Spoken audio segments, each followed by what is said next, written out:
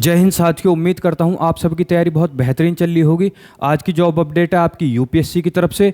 किसी किसी बच्चे का तो बचपन से ही सपना होता है कि मुझे बड़े होकर के ग्रेजुएशन करके यूपीएससी निकालना है, आईएएस आईपीएस बनना है। अगर आपकी भी एज हो चुकी है और आप भी इच्छुक हैं कि मुझे यूपीएससी निकालना है, तो इस वीडियो में मैं आपको सारी जानकारी दे दूंगा। जैसे कि आपकी अप्लाई डेट कब से है, सिलेबस क्या है, एज क्राइटेरिया क्या है, सिलेक्शन प्रोसेस क्या है और आपका क्वालिफिकेशन इसमें क्या चाहिए। ठीक है, चलिए बात करते हैं। तो वीडियो का एंड तक जरूर देखना और वीडियो पसंद आए तो लाइक कर देना और चैनल को सब्सक्राइब कर देना और वीडियो को ज़्यादा से ज़्यादा शेयर कर देना। चलिए शुरू करते हैं। जैसे कि हम सबको पता है कि आपकी जॉब नोटिफिकेशन आया है यूपीएससी की तरफ से। ये ऑल इंडिया वैकेंसी है। आप इंडिया में किसी भी स्टेट से बिलोंग करते हो इसमें अप्लाई कर सकते हैं। ठीक है, बोथ मेल एंड फीमेल के लिए ये वैकेंसी है। सैलरी आपको इसमें 80,000 तक मिल जाएगी। बट जो यूपीएससी की तैयारी करने वाले होते हैं वो सैलरी के पीछे नहीं देख के इसका रुतबा और इसमें जो सम्मान है उसके लिए इसकी तैयारी करते हैं। इसमें जो आपकी क्वालिफिकेशन है वो एनी ग्रेजुएट है, यानी आपने ग्रेजुएशन की हो। और साथ में मैं आपको बता दूं, यदि आप थर्ड ईयर में हैं, आपकी डिग्री अभी पूरी नहीं हुई है, तब भी आप इसमें अप्लाई कर सकते हैं। और डिग्री इसमें कोई स्पेसिफिक नहीं चाहिए। आपने चाहे बीटेक की हो, बीएससी की हो, बीकॉम की हो, बीए की हो, आपने बस एक डिग्री की हो किसी भी रिकॉग्नाइज्ड यूनिवर्सिटी से जिसकी मान्यता प्राप्त हो। इसमें सिर्फ आपकी डिग्री मांगता है, चाहे आपने ओपन से की हो, चाहे आपने रेगुलर की हो, बस आपकी डिग्री होनी चाहिए। ठीक है, चलिए देखते हैं। जो आपकी अप्लाई डेट है वो है आपकी 14 फरवरी से फॉर्म इसके चालू हो चुके हैं। लास्ट डेट आपकी 5 मार्च है। टोटल पोस्ट जो आपकी हैं 1056 है। आपको पता होगा जैसे कि लोकसभा 2024 के चुनाव हैं, इसको देखते हुए 1056 वैकेंसी बहुत ही ज़्यादा बढ़िया निकली हैं, वरना जनरली इसकी 800 से लेकर 900 वैकेंसी ही आती हैं। ठीक है, तो आप पे अगर आप यूपीएससी की तैयारी कर रहे हैं तो आप पर यह मौका बहुत ही ज़्यादा बढ़िया है। और आगे देखते हैं। जैसे कि इसमें कई तरीके की सर्विस रहती हैं। अधिकतर बच्चों को बस यही पता रहता है कि इसमें आपका आईएएस होता है, आईपीएस होता है, आईआरएस होता है। इसमें आपकी कई सारी भर्तियां और रहती हैं। ठीक है, जैसे कि आपकी सबसे ज़्यादा इंपॉर्टेंट आईएएस यानी कि Indian administrative service, IFS Indian foreign service, Indian police service यानी कि आईपीएस, जिसमें बहुत बच्चों की दिलचस्पी रहती है, सर हमें आईपीएस बनना है। ठीक है, और ये आपकी टोटल पोस्ट हैं, आप इनको स्क्रीनशॉट ले सकते हैं। ठीक है, देखते हैं। अब इसकी बात करते हैं एज लिमिट की। तो एज लिमिट जो आपकी चाहिए 21 से लेकर के आप 32 साल के होने चाहिए यदि आप जनरल कैटेगरी से बिलोंग करते हैं। यदि आप ओबीसी कैटेगरी से बिलोंग करते हैं तो आपकी एज 35 साल से ज़्यादा नहीं होनी चाहिए और 21 साल से कम नहीं होनी चाहिए। SC ST वालों को यहाँ फ़ायदा होता है, उनकी उम्र 21 से लेकर 37 साल मांगी जाती है। और आपकी जो डेट ऑफ बर्थ काउंट होगी वो होगी 1 अगस्त 2024 के बिहाव पर। ठीक है, और इसमें बात करते हैं आपके नंबर ऑफ अटेम्प्ट्स की। तो इसमें SC ST के लिए अनलिमिटेड अटेम्प्ट्स हैं। जब तक इनकी पूरी एज ना हो जाए 37 साल, जब तक ये अटेम्प्ट दे सकते हैं। ठीक है, OBC के लिए 9 अटेम्प्ट हैं और PWD कैटेगरी में GL EWS OBC के लिए 9 अटेम्प्ट हैं। और इसमें भी SC ST के लिए अनलिमिटेड अटेम्प्ट हैं। और साथ ही मैं आपको बता दूं, यदि आप जनरल कैटेगरी या फिर EWS कैटेगरी से बिलोंग करते हैं तो आपके लिए 6 अटेम्प्ट हैं। ठीक है, अब बात करते हैं आपकी फीस की। जो इसकी फीस रहती है वो रहती है आपकी 100 रुपये। बट इस फीस में भी छूट होती है कई कैटेगरी के लिए। जैसे कि यदि आप महिला हैं तो आपकी फीस इसमें नहीं लगेगी।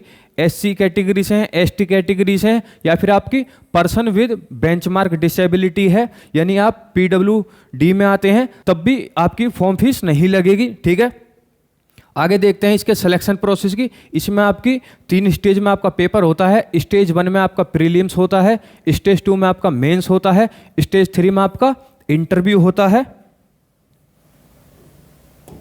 ठीक है, तो बात करते हैं प्रीलिम्स की। तो प्रीलिम्स में आपके 2 पेपर होते हैं। जनरल स्टडीज जिसे हम GS1 भी बोल देते हैं, साथ में आपका CSET जो होता है आपका क्वालिफाई होता है। आपको इसमें सिर्फ 33% लाने पड़ते हैं। यदि आपका पेपर 200 नंबर का है और आप 66 नंबर भी इसमें लेकर के आ जाएंगे तब आप क्वालिफाई इसमें माने जाएंगे। जो आपकी प्रीलिम्स की कट ऑफ लगती है वो लगती है आपकी जनरल स्टडीज़ पे यानी कि जीएस पर, इसमें आपको ज़्यादा से ज़्यादा नंबर लाने होते हैं। और साथ ही मैं आपको एक बात बता दूं, जो आपका स्टेज 1 है उसके नंबर मेरिट लिस्ट में नहीं जुड़ेंगे, तो टेंशन लेने वाली बात नहीं है, सिर्फ आपको स्टेज 1 क्वालिफाई करना है, ठीक है।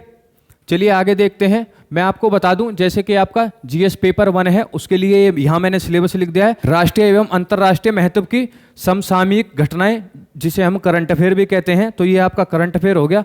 भारत का इतिहास और भारतीय राष्ट्रीय आंदोलन, ये हो गया आपका एंशिएंट, मिडेवल और मॉडर्न हिस्ट्री। और साथ में आपका राष्ट्रीय आंदोलन, विश्व एवं भारतीय भूगोल, भारत और विश्व का सामाजिक, भौतिक और आर्थिक भूगोल, ये हो गया आपका ज्योग्राफी, भारतीय राजनीति और शासन, ये हो गया आपका पॉलिटी, ठीक है। संविधान, सार्वजनिक नीति, पंचायती राज, अधिकार मुद्दे आदि, ये हो गया आपका इकोनॉमिक्स, और ये हो गया आपका एनवायरनमेंट से रिलेटेड, ठीक है। ये है आपका सी सेट यानी कि आपका पेपर 2। इसमें आपकी जनरली रीजनिंग, इंग्लिश, बात करें स्टेज 2 की, तो स्टेज 2 में आपका इंग्लिश लैंग्वेज का कंपलसरी पेपर होता है। ये होता है आपका 200 नंबर का, साथ में ही आपका एक लैंग्वेज का पेपर होगा। इसमें आपकी मर्जी होगी कि आप किस लैंग्वेज में ये पेपर देना चाहते हैं, चाहे वो मराठी हो, गुजराती हो, हिंदी हो। तो अधिकतर बच्चे हिंदी ही चूज करते हैं। तो ये दोनों लैंग्वेज के पेपर आपके क्वालिफाइंग होते हैं, ठीक है। इसमें बट आपका कंपलसरी पेपर होता है इंग्लिश का, और ये जो दोनों पेपर हैं ये आपके क्वालिफाई होते हैं, मेरिट लिस्ट में इनके नंबर नहीं जुड़ते हैं। अब मैं आपको वो बताने वाला हूं जिससे आपकी मेरिट बनती है। ये जो आपने अभी देखा स्टेज 1 में जो जीएस का पेपर और सी सेट का पेपर, ये भी आपका क्वालिफाई होता है।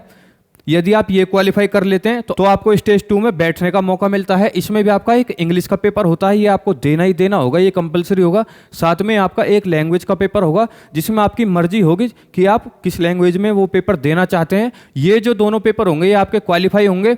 और अब बात कर लेते हैं जिससे आपकी मेरिट लिस्ट बनेगी, यानी कि आपका जीएस 1 के आपके 250 नंबर का रहता है, जीएस 2 आपका 250 नंबर का, जीएस 3 आपका 250 नंबर का, जीएस 4 आपका 250 नंबर का, ऐसे आपका 250 नंबर का। और ऑप्शनल आपका, इसमें आपको ऑप्शनल अपनी मर्जी से चुन सकते हैं, चाहे वो आपका मैथ हो, इंग्लिश हो, एंथ्रोपोलॉजी हो, सोशियोलॉजी हो, पॉलिटिकल साइंस हो, कुछ भी हो। चाहे आप इंजीनियरिंग बैकग्राउंड से हैं तो आपका इंजीनियरिंग सब्जेक्ट भी चुन सकते हैं, या फिर किसी एक लैंग्वेज का पेपर चुन सकते हैं, जैसे आपकी हिंदी हो गई, मराठी हो गई, मैथिली हो गई, तो उसमें भी आप ये अपना ऑप्शनल चुन सकते हैं। ये आपके 2 पेपर होते हैं 250 नंबर के।